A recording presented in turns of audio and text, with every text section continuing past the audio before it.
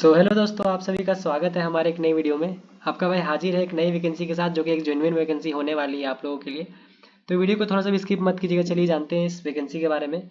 अगर आपने डिप्लोमा किया है और या बीटेक किया है तो आप दोनों इसके लिए एलिजिबल हो। पोस्ट आपको डिप्लोमा इंजीनियर ट्रेनी और ग्रेजुएट इंजीनियर ट्रेनी दोनों को देखने को मिलेगा।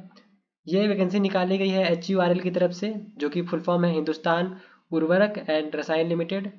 इसका शॉर्टकट में बोल सकते हैं HURL कंपनी का नाम है, जो कि एक वेंचर कंपनी है। मतलब इसकी ये ब्रांच जुड़े हुए हैं आपका IOCL से, NTPC से, CIL से, जो कि खुद में एक बहुत बड़ी कंपनी है, जानी मानी कंपनी है, जिसके बाद तो बताने की जरूरत नहीं है। जैसे IOCL की बात की जाए तो Indian Oil Corporation of India, NTPC, Coal India Limited, सब PSUs में से एक कंपनीज है इसके अंदर में। ठीक है, तो अगर आपका इसमें सिलेक्शन रहता है तो आपको एक अच्छा पे स्केल इसके अंदर देखने को मिलेगा। तो चलिए जानते हैं इसके अंदर में क्या क्या क्राइटेरिया है और एग्ज़ाम कैसे होगा और क्या फ़ी होगा, मतलब पेमेंट क्या देखने को मिलेगा और छुट्टियाँ कितनी होने वाली है।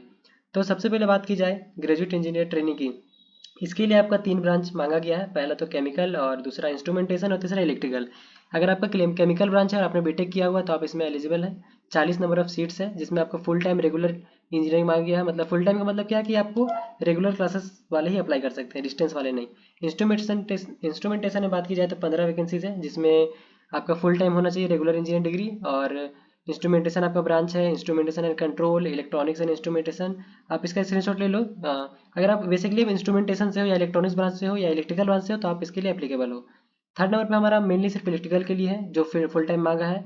इलेक्ट्रिकल इंजीनियरिंग से आपका डिप्लोमा होना चाहिए। चौथे नंबर पर हमारा था मैकेनिकल ब्रांच, जिसके लिए भी नंबर ऑफ सीट्स 6 है।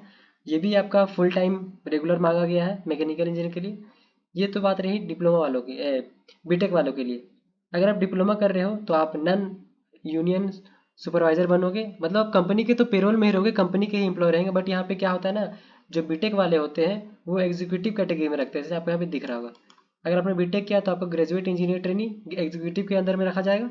और आपने अगर डिप्लोमा किया हुआ है तो आपको नन यूनियनाइज्ड सुपरवाइजर, इसका मतलब है कि नन एग्जीक्यूटिव में अंदर रखा जाएगा। बट आप कंपनी के एम्प्लॉय ही रहोगे, इसको इसमें कुछ घबराने की बात है नहीं। पेमेंट इसमें भी आपको अच्छा देखने को मिलेगा और फ्यूचर भी इसमें अच्छा है। तो चलिए जानते हैं इसके लिए आपको क्या क्या वो कौन सी नंबर ऑफ वैकेंसीज है, कितना। तो अगर आपने डिप्लोमा किया है केमिकल इंजीनियर के अंदर में तो आपके लिए 130 नंबर ऑफ वैकेंसी है। अब यहाँ पे देख लीजिए केमिकल जिसने बीटेक से किया उसको मात्र 40 सीट मिल रहे हैं, और इसने केमिकल डिप्लोमा से किया है उसको 130 सीट मिल रहे हैं। बहुत बड़ी सीट है ये। इसके लिए आपको 3 ईयर का डिप्लोमा होना चाहिए केमिकल इंजीनियरिंग में या केमिकल प्रोसेस टेक्नोलॉजी में। या अगर आपने BSc भी किया है ना 3 साल का, जिसमें आपका डोमेन फिजिक्स केमिस्ट्री और मैथ्स है, तो भी आप इसके लिए एप्लीकेबल हो। ठीक है, दूसरी बात, अगर आपने डिप्लोमा किया इंस्ट्रूमेंटेशन से, यहाँ पे अगर आप देखिए एक बात यहाँ पे नोटिस कर लिया, यहाँ पे इलेक्ट्रिकल और इलेक्ट्रॉनिक्स भी है तो भी आप एप्लीकेबल हो। Communication and electronics control engineering तो भी एप्लीकेबल हो। बेसिकली अगर आपने इलेक्ट्रॉनिक्स किया है, इलेक्ट्रिकल किया है, या इंस्ट्रूमेंटेशन किया है, या कम्युनिकेशन किया है, तो भी आप इसके लिए एलिजिबल हो। ठीक है, इसके बारे में थोड़ा सा और जान लेते हैं। यहाँ पे आपको एक पॉइंट दिख रहा होगा, candidates who score less than 60%, वो एलिजिबल नहीं। अगर आपने बीटेक किया हुआ और आपका मार्कशीट में 60% से कम है तो आप एलिजिबल नहीं हो। अगर आपने डिप्लोमा किया है और आपका 50% से कम है तो आप एलिजिबल नहीं हो। ये बात रही हमारी क्वालिफिकेशन क्राइटेरिया की।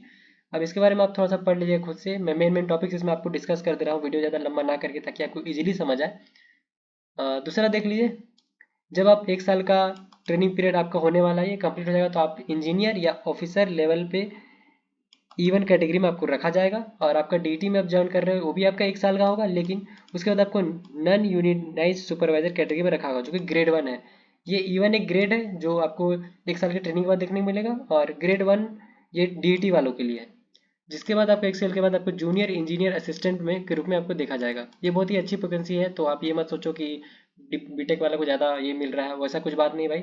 वो ग्रेजुएटेड है और हम लोग अंडर ग्रेजुएट, तो इस बात को हमको समझना पड़ेगा। बट पेमेंट की बात की जाए तो यहाँ पे देख लीजिए 40,000 प्लस HRA आपको मिलेगा देखने को। यहाँ पे GT अगर आप ज्वाइन करें तो 40,000 तो आपका इन हैंड होगा। मतलब इन हैंड का मतलब क्या, आपका सिटी से 40,000 होगा। उसके बाद आपको रहने खाने का कंपनी के द्वारा एक्स्ट्रा पैसा दिया जाएगा, उसका इसमें ऐड नहीं है। मतलब 8-10 हज़ार उसका अलग समझ लो। और स्टार्टिंग 40,000 है, और ये 13.92 लैक्स का पैकेज आपको यहाँ पे देखने को मिलेगा।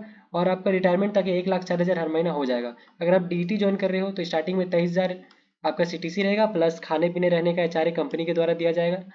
और इसका जो मैक्सिमम पे आउट है 7.7 लाख LPA का है, जो कि गवर्नमेंट सेक्टर में बहुत अच्छा पैकेज है। ठीक है, यहाँ पे आपको देखिए कुछ दिया गया है लीव्स के बारे में। अगर आप कंपनी ज्वाइन करते हो तो कितने नंबर ऑफ लीव्स आपको देखने को मिलेगा। कैजुअल लीव आपका 12 रहेगा, हॉलीडेज के लिए 6 लीव है और सिक लीव के लिए 10 लीव यहाँ पे आपको देखने को मिलेगा। देखिए यहाँ पे क्या है, ग्रेजुएट इंजीनियर ट्रेनिंग के लिए selected candidates will be required to execute a service agreement of bond of 4.5 lakh to serve the company at year. मतलब क्या है, अगर आप जीटी ज्वाइन कर रहे हो तो आपको 3 साल का बॉन्ड, आपका सिलेक्शन होने के बाद आपको 3 साल मिनिमम काम करना ही पड़ेगा। अगर आप 3 साल के पहले कंपनी को छोड़ना चाहोगे तो आपको 4.5 लाख रुपये पे करना पड़ेगा कंपनी को एज अ कंपेंसेशन। ठीक है, आप पहले नहीं छोड़ सकते हो बट आपको 4.5 लाख रुपये पे करने पड़ेगा अगर आपने ग्रेजुएट इंजीनियर ट्रेनिंग के लिए अप्लाई किया था। ठीक है, सेम चीज़ है डिप्लोमा के लिए, लेकिन पैसे थोड़े कम है। 3 लाख रुपए का बॉन्ड रहेगा, लेकिन अगर आप 3 साल से पहले छोड़ने की कोशिश करते हो तो आपको 2 लाख रुपए मिनिमम कंपनी को पे करना पड़ेगा, तभी आप छोड़ सकते हो। आपका जब मान लीजिए एग्जाम वगैरह निकल गया, इंटरव्यू वगैरह क्रैक हो गया, तो आपका एक मेडिकल फिटनेस के लिए बुलाया जाएगा। ठीक है, मतलब आप मेडिकली फिट हो कि नहीं कंपनी में काम करने के लिए, वो वहाँ पे जांच पड़ताल होगा। उसके बाद cut off date of eligibility criteria, the cut off date of determining eligibility criteria respect of age, minimum educational qualification etcetera. ठीक है, मतलब जब भी आपका वो कट ऑफ एग्जाम दे दिए तो कट ऑफ जब निकलता है ना कि 60% होना चाहिए, 65% होना चाहिए, वो आपके एज पे मैटर करेगा और मिनिमम जो आपका क्वालिफिकेशन है एजुकेशन का उस पर मैटर करेगा। यहाँ पे एज लिमिट देख लेते हैं कि एज लिमिट आपका क्या होना चाहिए। अगर आप जीटी के लिए ज्वाइन करें तो भी आपका मिनिमम 18 साल, और डिप्लोमा के लिए भी ज्वाइन कर रहे हैं तो भी मिनिमम 18 साल। लेकिन जीटी वालों के लिए जो मैक्सिमम एज है ना वो 30 साल का रखा गया है, और डिप्लोमा वालों के लिए 27 साल का रखा हुआ है। और ये अच्छा खासा एज है, जो कि डिप्लोमा बच्चे कर रहे हैं ना वो 20 साल 21 साल में ऑन एवरेज कर लेते हैं, बहुत कोई 18-19 में भी कर लेते हैं। तो थोड़ा सा कंपटीशन कम देखने को मिलेगा, लेकिन नंबर ऑफ सीट थोड़ा सा कम है। लेकिन अगर आप केमिकल ब्रांच से हो तो आपको थोड़ा सा बेनिफिट ज़्यादा देखने को मिलेगा, क्योंकि आपके लिए 130 सीट यहाँ पे अवेलेबल है। सिलेक्शन प्रोसेस की बात की जाए तो देखिए यहाँ पे एक एग्ज़ाम, ऑनलाइन एग्ज़ाम कंडक्ट कराया जाएगा। ठीक है, उसके बाद सर्टिफिकेट्स वगैरह का वेरिफिकेशन होगा और डॉक्यूमेंट वेरिफिकेशन होगा।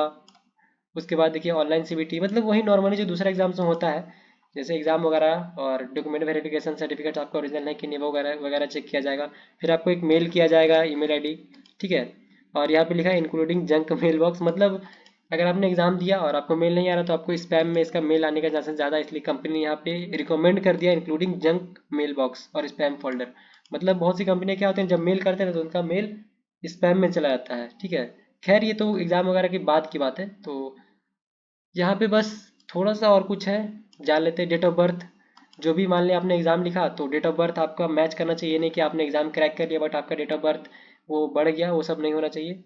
और वेरिफिकेशन के दौरान आपका कोई भी चीज़ मिसमैच नहीं होना चाहिए, आपके डॉक्यूमेंट से आपका नाम वगैरह हो गया, वो सब कुछ नहीं। आपका 2 घंटे का एग्ज़ाम होने वाला है, जिसमें टेस्ट आपका हिंदी और इंग्लिश दोनों में ही अवेलेबल रहेगा। नंबर ऑफ क्वेश्चन 150 रहेंगे, और सिलेबस यहाँ पे दिया हुआ है। देखिए ग्रेजुएट इंजीनियर ट्रेनिंग का जो सिलेबस है 100 क्वेश्चंस रहेंगे, और इसमें भी डिप्लोमा इंजीनियरिंग में 100 क्वेश्चंस रहेंगे। और जो बीएससी जो कर रहे हैं ना उनके लिए भी ये सेम है। ठीक है, 50 क्वेश्चंस फ्रॉम, देखिए ये तो आपका ये टेक्निकल का रहेगा, 100 क्वेश्चन 100 क्वेश्चन 100 क्वेश्चन। अगर आपने बीटेक किया है या डिप्लोमा किया तो जो टेक्निकल क्वेश्चन है वो 100 रहेंगे, और 50 मार्क्स का जो क्वेश्चन रहेगा ना वो बाहर करेंगे। मतलब क्या आपका देखिए general knowledge, English, quantitative aptitude, reasoning, ये वगैरह वगैरह सब 50, मतलब 150 नंबर के, मतलब मान लीजिए 150 क्वेश्चन रहेंगे, इसमें 100 नंबर आपके टेक्निकल और 50 नंबर आपके नॉन टेक्निकल से रहेंगे। तो इतना ही रहने देते हैं फिलहाल। आई होप आप लोगों को वीडियो पसंद आया होगा। मैंने मेन मेन टॉपिक्स आपको क्लियर कर दिए। लास्ट में एक इंपॉर्टेंट डेट बता देता हूँ। डेट ऑफ ओपनिंग जो है ऑनलाइन एप्लीकेशन के लिए वो 1 तारीख 10वां महीना से आपका चालू हो जाएगा, और लास्ट डेट ऑफ सबमिशन जो है 21 तारीख तक रहेगा। ठीक है, आई होप आप लोगों को वीडियो पसंद आया। वीडियो थोड़ा पसंद आया, हेल्पफुल लगे तो प्लीज़ हमारे चैनल को लाइक और सब्सक्राइब जरूर कीजिएगा।